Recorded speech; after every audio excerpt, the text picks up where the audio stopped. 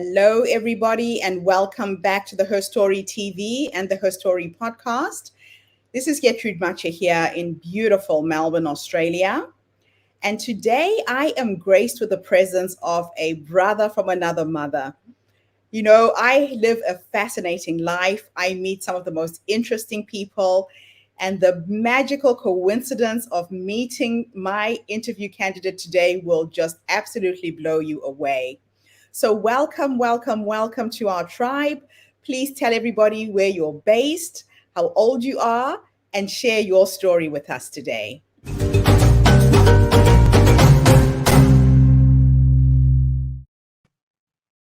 Hey, Getrude, and thank you for that awesome entree, really all too much. My name is Kim Winter. I'm the global CEO of a consulting firm called Logistics Executive Group. We have about a dozen offices around the world. I'm in Dubai today during COVID, been based up here, but also a resident, New Zealand citizen, resident of Australia, Hong Kong, and the United Arab Emirates. So that's where I am today, and so good to meet you. Now, Kim, when I first met you, the reason why I said you're like a brother from another mother is because I found you in the most magical way. And there are so many threads and little synchronicities that have brought us together today. We bumped into each other on LinkedIn. And when I started looking at your bio, I realized that you have been operating in my part of the world. Oasis Africa absolutely blew me away. Let's go a little bit into your work in Africa. My first question is, what was the motivation? Why do you do what you do? So Oasis Africa is a registered charity which is set up in under law in Australia, and it came around purely by happenstance and a complete coincidence. For our consulting firm, Logistics Executive Group, we do consulting and executive search in most parts of the world. And I happened to be in Kenya in 2004, as we've just been deployed for the tsunami in Sri Lanka, actually. And DHL and the World Health Organization positioned us in Kenya to help set up a disaster relief operation there and training for such. And an ex-partner of mine rang up and said, listen, you're 5 kilometres from one of the world's biggest slums in Nairobi, Kenya. You're sitting there drinking your pink gins, and there's a lot of people getting some bad treatment in the slum, children in particular. So I ended up going into the slum with some folks who had been working with and recruiting for, and found a bunch of kids who really needed some help with education. And that's where Oasis Africa started, freedom from poverty through education. Absolutely amazing. Now, in a world full of go-getters, we are lacking go-givers. Why is giving so important for the future of humanity, do you think? Yeah, I think you've got to have some sort of deeper thinking and meaning to your life than just being able to accumulate resources and possessions and finances. I was very fortunate to have been brought up in a working class, middle class family in Wellington, in New Zealand, where you now reside for the last 21 years. Early in my piece, my early days at university, I studied sociology. We're a very socialist society in New Zealand. My parents were very giving. We brought a lot of people into our home. We helped a lot of people in the community less fortunate. And myself and my brother both had that ethos. And when I was fortunate enough to be successful in starting a business like Logistics Executive Group, having been a serial entrepreneur in my earlier life, in Australia, I set up Logistics Executive Group, and we were pretty successful. But when I got into a situation where I found a lot of people with less fortunate situation in Kenya, as it happened, and the nasty things that were happening in this particular slum, 1 million people in 4 square miles in Kenya, the 5th largest slum in the world, and an opportunity to help and start a school there, which is what the request was, then the folks around me, my business partner, Daryl, and myself, set up Oasis Africa in the slums of Kibera in Nairobi. Absolutely fascinating. So, what changed your life when someone gave to you? I just think it comes back to the childhood. We were always a family that felt that we could spare something for others, and we were never really materialistic. Again, I had a fortune at a young age of building a trucking company at the age of 18. So by the age of 30, I owned the cars and the houses and all of that. And to be honest, it really didn't excite me. I'd proven the fact that I could achieve in the capitalist world and all of that. But I just found the most motivating things working with others. I've always been creative and entrepreneurial, sometimes falling over and bruising my knees and breaking a few things, but learned the hard lessons in life. But always had this feeling that, there was plenty around for some, but not enough for most. And that's just been an endearing ethos that's been throughout my life. When I started a logistics executive group in '99, we've employed over 4,000 people, put meals on the table for over 4,000 people over that period of time. 22 years later, a big part of what we do is helping others, helping startups, and in particular our work in Oasis, Africa, where we've educated over 8,000 kids in the slums of Kenya through education and escaping poverty through that way has been just something that's really worked for us. We feel good about it, and it's something that's part of our culture.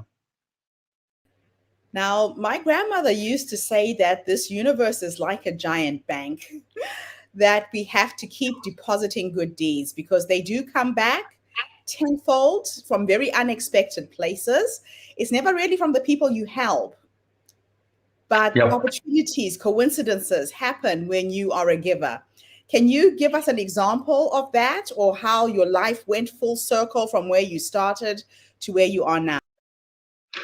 Yeah, absolutely. I mean, this happens all the time. It's incredible. You don't have to be any great believer in any particular religion or spiritual area of belief from my perspective. I think you have to have a broader understanding of people and culture and their upbringing and their influences when they're younger and one thing and another. But what I have found is that even just recently, again, my business partner, Daryl Judd, is also a Kiwi, he's from Auckland, and myself were down in Kenya in business a few weeks ago. Fortunate again to be doing business in a place where we'd started something which had nothing to do with business. It was purely non-for-profit. And the kids that we'd helped get into primary school at the age of 8 to 10 where there was a bunch of them because Oasis Africa is thriving down there with some great people who work with us down there on a non-for-profit basis. We had a whole bunch of kids who came and joined us, and I just saw the faces of kids that I'd seen 15 years earlier now graduating from university, and they all came out to greet us. And we'd had a pretty tough business trip up to that point, and meeting them on a railway line in the middle of Kibera slum, which is, one of the most inhospitable places of the world if you're not used to it, but one of the warmest places in the world if you know the spirit of the people there, who are very proud, although they have virtually nothing, most of them living on $1 a day. Just seeing those faces and knowing that those kids are going to go on and do so good for their own community and others, and hopefully we're going to help some of them get offshore and work. Those are the sort of things that come back to you and make your day and make your life. Absolutely amazing. Now, I believe that you don't necessarily have to be a millionaire to give, that giving can be a smile at a stranger in a supermarket. It could be going next door and saying hello to your next door neighbor and seeing if they're okay. And it's all based, of course, on the Ubuntu philosophy. Yeah. You have been in Africa for a while. I know that your wife is African. Tell us a little bit about what you found with regards to Ubuntu when you came onto the continent and how it's changed your life. Yeah, well, funnily enough, as I say, I was down there in 2004, deployed there on a disaster relief, structural setup for corporate businesses down there with DHL in particular, a gentleman called Chris Weeks, who I'll get to meet in a couple of weeks here in Dubai after about 15 years. And he leads DHL's disaster relief, DRT. And when I first landed in Africa, it just felt like home. The community spirit, the fact that people were sort of making out and helping each other with what little they had. They were overcoming incredible diversity, the spirit of Ubuntu. And you and I haven't talked about this off camera even, but I learned about Ubuntu way back there in 2004, as it happens. And just that whole spirit of giving and sharing, I think as, especially Western societies, as people realize that they've got so much, that they achieve so much, there's got to be a bigger meaning in life, surely. And a lot of people, I'm glad to say, not everybody, sadly, but most people do come to realize that once you've got enough, enough is enough. And then how much do you really need? And then what about everybody else? And it's a little bit like COVID. As the Western countries, 90, 95%, we've got 97, we're nearly 100, and most countries in Africa have got 2 to 3% vaccinations. So, really, and is that going to come back to bite us? Because unless we get everybody vaccinated, it's the same thing with wealth and with sharing and community. Unless everybody is sharing, unless everybody's got a stake in the game, then really how successful are we as either people in business or as countries or as a human race? We're going to take a small commercial break, Kim. And when we come back, we will delve a little bit more into the spirit of Ubuntu, what it means. And I'm really glad that you've touched on the impact of COVID and how we can marry that with Ubuntu being a solution to the problem. We'll be back in a minute.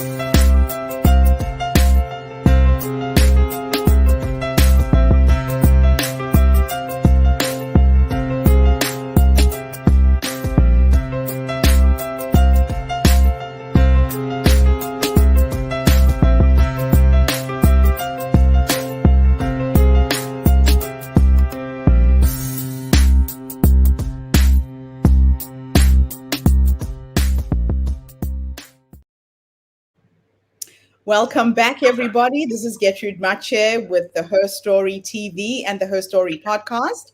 My guest today, like I said in the beginning, is absolutely fascinating. We're talking today about the Ubuntu philosophy and giving. Now, you said something really pivotal about how we are handling the pandemic. My grandmother used to describe Ubuntu in this way. She would say that the human race is an organism, that we are one. And if you cut your finger and you start to bleed, your white blood cells will rush to that point to heal it. That's how we should be responding to each other in the world. Right now, if one person in the world is not okay, we are all not okay. And some countries are reacting and responding and being supportive of less advantaged countries, some aren't. What do you see as being a solution to this? We're literally a breath away from affecting and infecting each other. Yeah, look, I think the narrative around the COVID has been really, well, I'd call it intriguing, but if it wasn't so dramatic and so disastrous, what's actually happened globally, that, the fact of the matter is that it's been an opportunity to really take stock of, how the world performs and how it collaborates or otherwise. And of course, what we've seen, unfortunately, as a result of a pandemic of this nature, which when you look back now, you can see it was inevitable. There's so much, it doesn't just take Bill Gates talking 20 years ago about it or 10 years ago about it to make us realize that it was inevitable and we weren't paying attention as a race or as leaders or as politicians and business people. But the fact of the matter is that we're in a situation where there's an opportunity to do good right across the spectrum of human life in various countries and cultures and as a form of education and uplifting. What's actually happened to a large extent is that the haves have had and managed to get everything that they need from terms of vaccination, and the have-nots have not. And that comes down to politics, and it comes down to finances and all of the above. But it also comes down to will of leadership running different countries. The opportunity there is now to realise where the shortfalls are. The richer are getting richer, the poor are getting poorer, the sick are getting sicker, and the ones who have got the vaccination are becoming better and better health. So the whole issue of Ubuntu needs to come into play here. It's a very simple principle, and that's sharing amongst others, helping those less fortunate, which I think is being both Kiwis to a large extent now. With your 21 years in New Zealand, it's a bit of a Kiwi trait. We tend to give a hand to those who have fallen by the wayside, and we try and make the place a little bit better than when we saw it to begin with. I actually think that what is happening in the world is a solution to humanity's problems. I think the universe has paused us. We are being forced to focus on family, our communities first. The earth is breathing again. Carbon emission has gone down. And it is a pandemic that is uniting humanity in a very strange way. Because when I moved to New Zealand 21 years ago, I would talk about the AIDS pandemic. I talked about my personal experience of losing hundreds of family members. I talked about the mass graves, and I could see people's eyes kind of glazing over like I was telling a fiction story. Mm-hmm. And now we are being united with one common enemy. Everybody is experiencing this. The level of empathy in the world is going to shift and change. And I think nobody's going to be left unscathed with what is going on with COVID-19. So those are some of the good things that are coming out of it. And the Chinese say that the word for crisis is written with two symbols. One stands for crisis, the other stands for opportunity. So there is an opportunity in this crisis for us as human beings to do things a little bit differently going forwards. So let's go back to you, Kim. If I could take you back to your younger self, and if time was an illusion and you could go back and have a conversation with that young man who was going into the world of business as an entrepreneur, and you could give him 3 nuggets of wisdom, what would you say to him? I think, I was a serial entrepreneur. I started doing paper runs at the age of about 7, I think, as I remember. But and I had a trucking company illegally at the age of 17. I couldn't drive trucks legally till I was 18, but that was back in the 70s in New Zealand. I think the 3 things for me would be randomly to that young man would be, reach out. We didn't have Google. I did my first university degree in the 70s without computers. I had my first job without mobile phones. I would say reach out and draw on the resources, and don't be afraid to ask people for support. That would be one thing, because like many young entrepreneurs, I made a lot of mistakes along the way, but I think those things I'm not afraid of or don't regret, because they taught me well. I made some big mistakes and nearly cost me my life on a few occasions.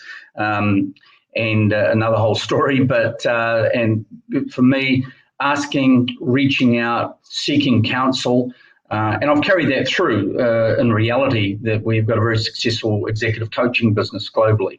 The second thing would be if you're convinced on something, don't dilly-dally on it. Just normally what we've done, or what I've done as a person, is charged headlong into things.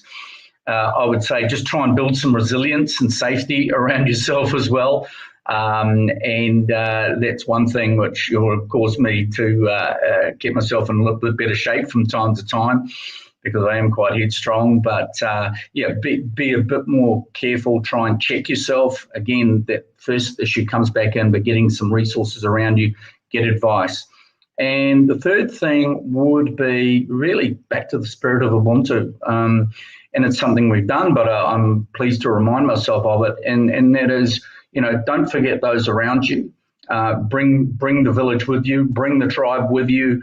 Make sure that you bring people with the journey. I think that's something I've always endeavoured and strived to do.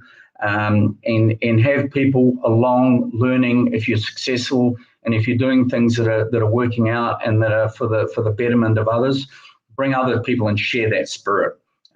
So it's not something I haven't done, but I think we should always strive to do that, to bring others. And in particular right now, the last 2 years, I mean, I was gifted. I was able to go and travel overseas to many countries as a young man. I played professional rugby in the US, coached rugby, had an awesome time, relationships all around the world that are still pertaining to today. But, you know, sort of realizing now that many youngsters don't have that opportunity is for businesses and business leaders open up the doors to Z generation, to millennials, give them an opportunity and bring them along for that journey. Fantastic. I've got 2 more questions for you before we go. Again, we're going to play with time because I believe time is just an illusion. It doesn't exist. It's a construct we've put together to get to work at 9 and finish at 5.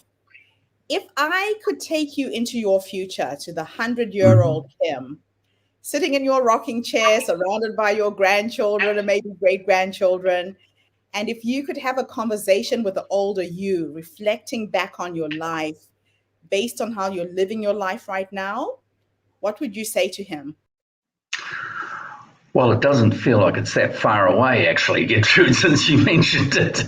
I feel well over 100 years of age most mornings, in actual fact, because there's a lot going on in the logistics and supply chain world. And, you know, with God's grace, we're very, very busy everywhere in the world. But look, all jokes aside, to the point of what would I do to look back and talk to myself about guidance and things that we could have achieved.